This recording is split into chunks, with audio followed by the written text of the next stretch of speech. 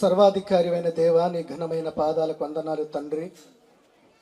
అయా, లోకము నుంచి దేవా, బంధువుల మధ్యలో నుంచి దేవుడా, ఈరోజు నా తండ్రి నాయన నీ సొత్తుగా మార్చుకుంటున్న మహాదేవుడా నీకు వందనాలు.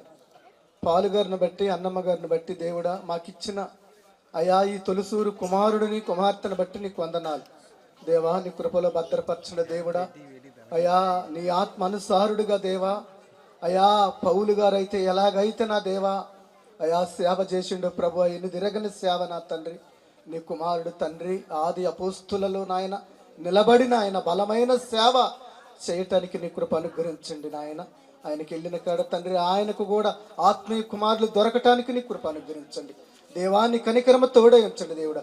ఇప్పుడు అభిషేకిస్తుండగా నాయన తండ్రి కుమార నామమున తండ్రి పరిశుద్ధాత్మ నామమున అభిషేకిస్తుంటే దేవుడా నీకు వందనాలు.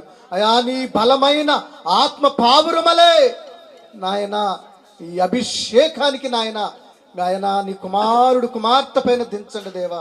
నీ కృపలో భద్రపరచమని యేసయ్య పరిశుద్ధ నామమున అడుగుతున్నాము పరమ తండ్రి. ఆమేన్, ఆమేన్.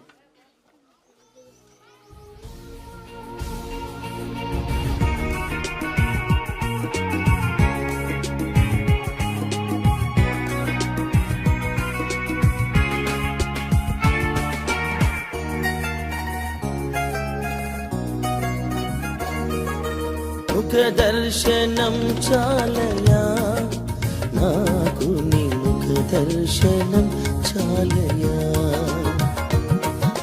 ముఖ దర్శనం చాలయా నాకు, నీ ముఖ దర్శనం